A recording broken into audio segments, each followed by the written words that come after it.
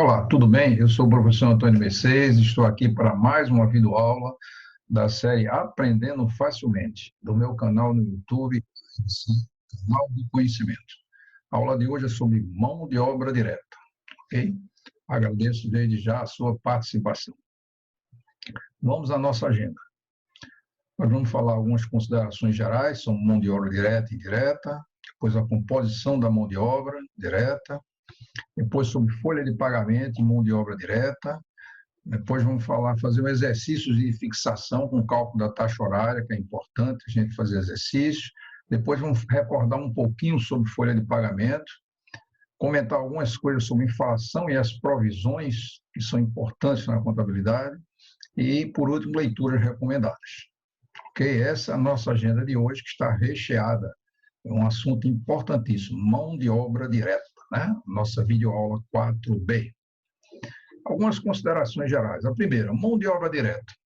Toda aquela mão de obra que eu possa apropriar diretamente, sem necessidade de estimativa ou rateio, é considerado mão de obra direta. Se eu consigo saber quantas horas determinado colaborador trabalhou na produção de algo, essa é mão de obra direta. Então, a condição inicial é identificar o operário que executou a tarefa e eu possa medir esse tempo. Evidentemente que, através de apontamentos, relógio de ponto, qualquer outra sistemática. Hoje nós temos bastante sistemáticas eletrônicas para isso. Atenção, havendo um único produto, é bom lembrar, né, recordando, são custos diretos. Se eu tenho só um produto, todos os custos são diretos, inclusive mão de obra. Exemplo, mão de obra do trabalhador, que opera a máquina, do torneiro mecânico, soldador, cortador, pintor e assim por diante. Então, será tratado como mão de obra indireta é justamente o inverso, quando eu não consigo identificar a quantidade de horas trabalhadas por produto. Ela é mão de obra indireta. Ou também, às vezes, por conveniência, e até mesmo dificuldade de você mensurar esses valores, você considera como mão de obra indireta.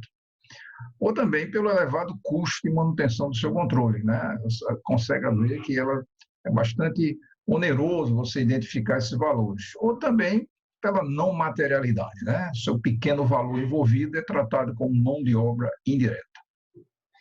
Exemplo, nós temos aí mão de obra dos gestores, dos setores, ajudantes, pessoal de manutenção, máquina, conservação, limpeza e assim por diante. Esse assunto é muito bem detalhado lá no módulozinho que trata de custos indiretos, né? Custos indiretos, nós vemos isso aí com relação à mão de obra direta e as considerações. Regra geral, mão de obra é um custo variável, né? Mão de obra é um custo variável. O que é que eu considero na mão de obra direta? Primeiro, a legislação é importante, né? Eu considero a legislação porque ela impõe uma série de restrições e imposições e encargos sociais. No Brasil, a gente sempre diz assim, o funcionário custa caro, mas ganha pouco, né? Então, ele ganha pouco e custa caro para a empresa. Isso é a tônica do trabalhador no Brasil.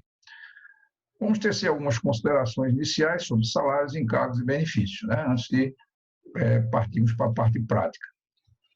Gastos com alimentação, transporte, plano de saúde, né, vestuário, geralmente não são tratados como mão de obra. Isso é mão de obra indireta. Devido às suas características de custo mais ou menos fixo, eles são declarados como gastos gerais de fabricação, ou custo direto de fabricação, ou custo direto de produção, né? E são apropriados aos produtos através de rateios ou estimativas, né? Esses rateios é interessante você ver lá a videoaula que trata sobre custos indiretos, que você vai ver como fazer esse rateio, né?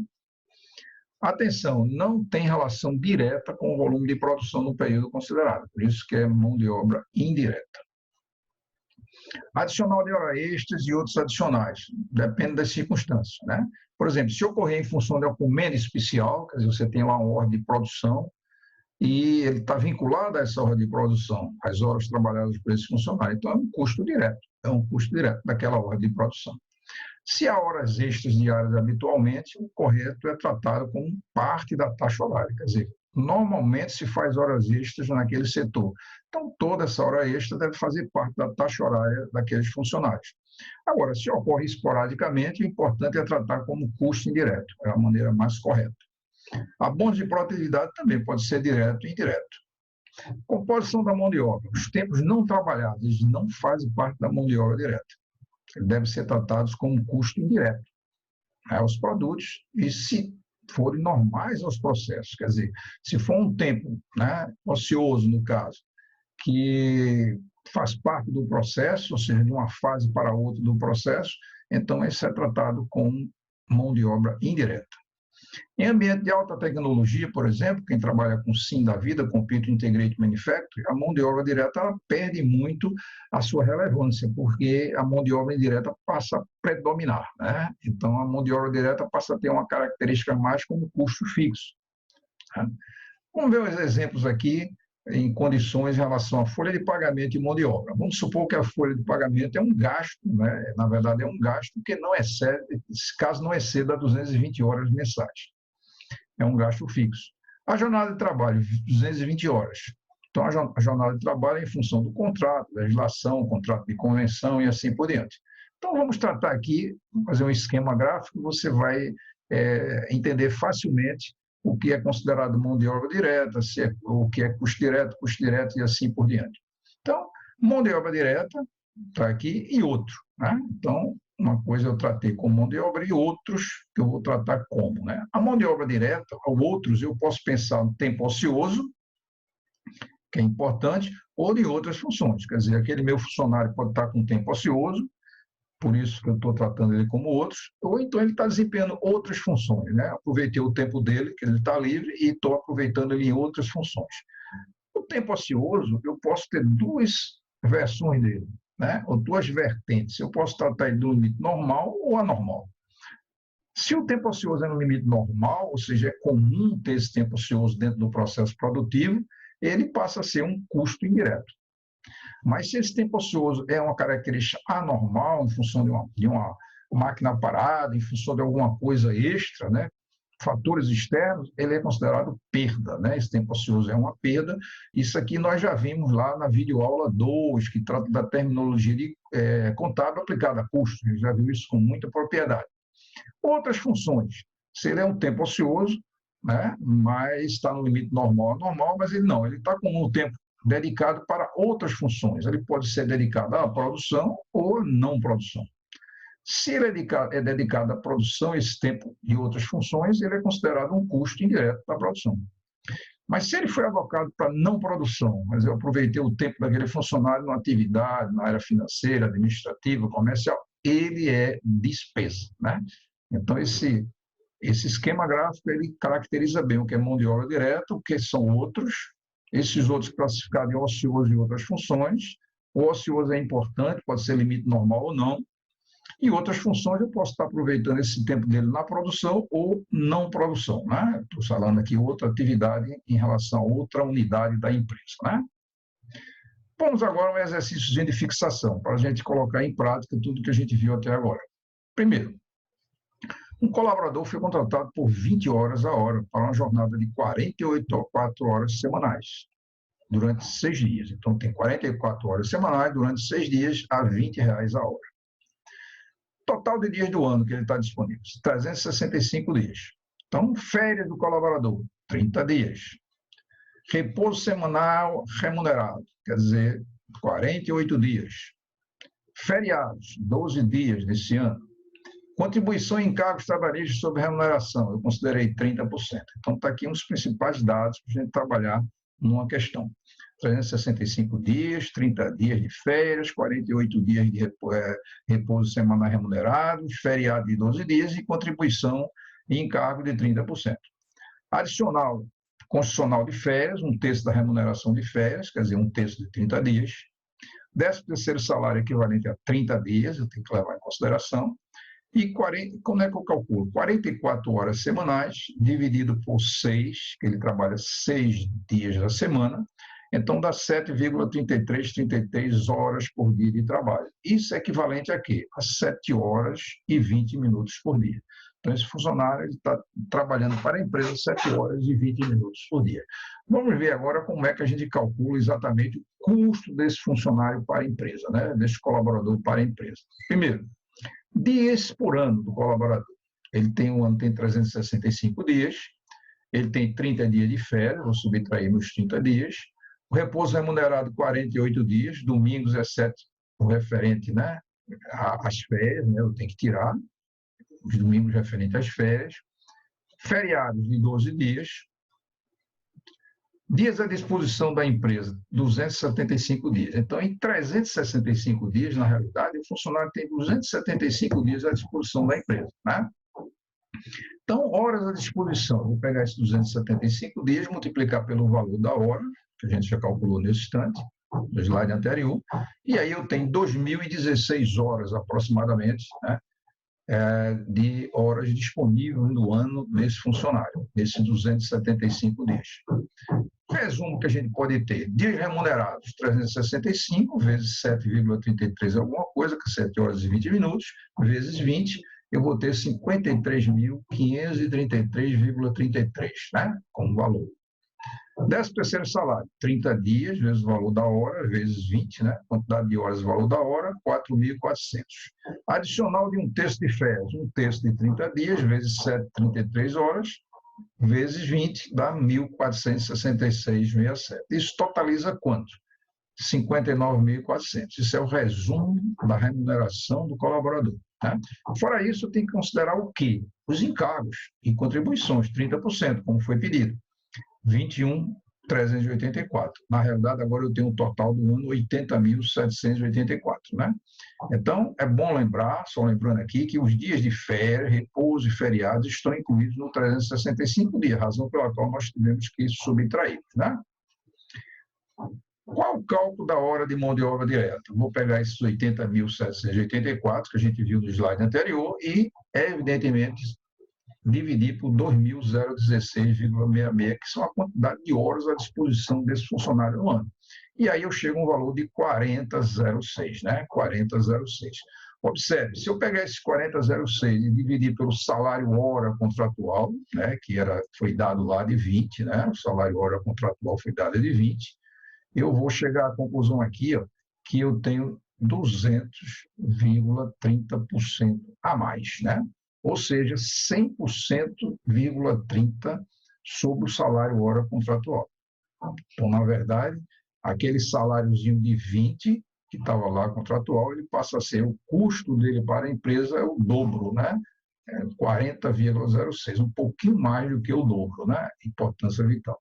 Então, cada hora apontada desse colaborador à fabricação de um produto será lançada como mão de obra direta e não por este valor, e sim por este valor aqui, considerando tudo que está envolvido com esse funcionário, quer seja 13º, encargos e assim por diante, tá? Então, é interessante a gente notar isso aí, tá? Então, veja quanto ficou caro. Por isso que anteriormente nós falamos, né? Ele ganha pouco, mas custa muito para a empresa, né? Por isso que nós comentamos no início. Vamos recordar um pouquinho de folha de pagamento. Algumas características, é bom lembrar que cada um que nós apresentamos, é interessante depois você consultar, né, na sua empresa, a legislação pertinente atualizada, né? Atualizadíssima com relação a isso, que pode mudar. Salário pode ter valor fixo ou variável, tendo a ver em consideração algumas coisas, inclusive descanso semanal remunerado. Adicional noturno tem que levar em consideração os valores, né, o horário que ele deve trabalhar e assim por diante. Insalubridade, né, tem que considerar se há um grau de risco existente naquela função que ele exerce, né, e assim por diante. A periculosidade, um assunto também muito, muito melindroso, porque muitas pessoas trabalham em regime de periculosidade e nem ganham por isso, né? Por exemplo, quem trabalha dentro de uma subestação trabalha com periculosidade, né? E trabalha num posto de combustível, tem pessoas ali trabalhando que tem que, né, é necessário que ele receba periculosidade, e às vezes nem recebe, né? Só recebe quando sai da empresa e coloca na justiça e ganha, né? Comissão, pode ser valor ou percentagem. Hora extra também é importante. Aí, hora extra, eu viso novamente, eu lembro que ela pode ser habitual ou não. Se ela se tornar habitual, ela passa a fazer parte da taxa horária daquele funcionário, né? É importante a gente lembrar isso. Descanso semanal remunerado, é um direito do empregado. Salário família, é importante você ver a legislação que trata sobre isso. Embora o salário família é aquela história, você paga, mas é descontado na sua guia que você faz de encontro com o INSS, né, agora a Previdência Social, via Receita Federal do Brasil, você, evidentemente, é abatido desse valor, né? Vale refeição também é importante, vale transporte, tem suas características, né? Contribuição sindical, né? Até bem pouco tempo, ela era obrigatória. Agora não, a gente tem a opção tal, não. Quer dizer, quem opta, desconta. Quem não opta, não deve ser descontado, e assim por diante. A contribuição previdenciária, a própria legislação brasileira, né, a própria Constituição prevê, né, com relação à contribuição previdenciária, e tem a legislação complementar que trabalha sobre isso. Imposto de renda, é interessante que vocês consultem na empresa, se você está trabalhando, a parte de custo, o regulamento de imposto de renda, como tratar o imposto de renda. Uma coisa importantíssima, qualquer desconto não oriundo de amparo legal deve ter prévia autorização do empregado, né? Então, se você tem um desconto e ele não está coberto por amparo legal, o funcionário tem que aprovar o colaborador para participar desse benefício e consequente desconto na sua folha de pagamento. Outra coisa também importante lembrar é sobre o Vale Transporte, né? O Vale Transporte também tem suas características, é importante você consultar a legislação. Aqui tem alguns dados de ordem geral, mas é importante você considerar a legislação vigente, né? Agora, a inflação e as provisões é uma coisa interessante, né? Veja, um regime inflacionário, graças a Deus o Brasil hoje vive um regime bom, né? A inflação está bem baixa, não é ainda ideal, né? O ideal seria beirando aí 1%, mas a gente já teve períodos aí bastante conturbados com relação à inflação. A inflação é importante, eu tenho que dar um tratamento especial, se tiver inflação para férias, 13ª, abono pecuniário e assim, e principalmente seus encargos sociais. A empresa, mensalmente, ela precisa, em atendimento ao princípio da competência, ela precisa provisionar férias, abono pecuniário para aqueles que pediram, 13º salário, seus encargos e assim por diante, né? Embora a legislação faculte a empresa, né, fazer o pagamento do salário, né, até o 5º dia útil do mês seguinte, mas ela tem, no último dia do mês, provisionar isso na contabilidade para fechar a contabilidade redondinha, né? Com as provisões de férias, abono pecuniário para quem pediu, 13º, encargos e assim por diante. Esse é o princípio da competência e cada um tem que, evidentemente, atender, né? Como leitura recomendada sobre esse assunto, é mais uma vez o livro de Eliseu Martins, quer dizer, lá explica bastante bem tudo isso que a gente comentou, o capítulo 11, a 10ª edição, já tem até a 11ª edição, né, de 2018. É a importância vital que ele tem um livro-texto, um livro de exercício, né? O livro-texto geralmente tem um exercício sobre cada assunto, e o livro de exercício tem muitos exercícios sobre cada assunto tratado. E principalmente a legislação e artigos citados e comentados, baixar a legislação atual sobre esses assuntos, né, para a empresa, né? Queria agradecer a participação de todos, né? E desejando a você aquela história. Se você curtiu essa aula, curtiu o meu canal, inscreva-se e divulgue com seus amigos, alunos, pessoas que estão aí envolvidas, ou diretamente e indiretamente, né, que irão fazer concurso público, né? É importante que vocês estejam antenados com esses assuntos, né? Agradeço a vocês e até uma próxima aula, ok?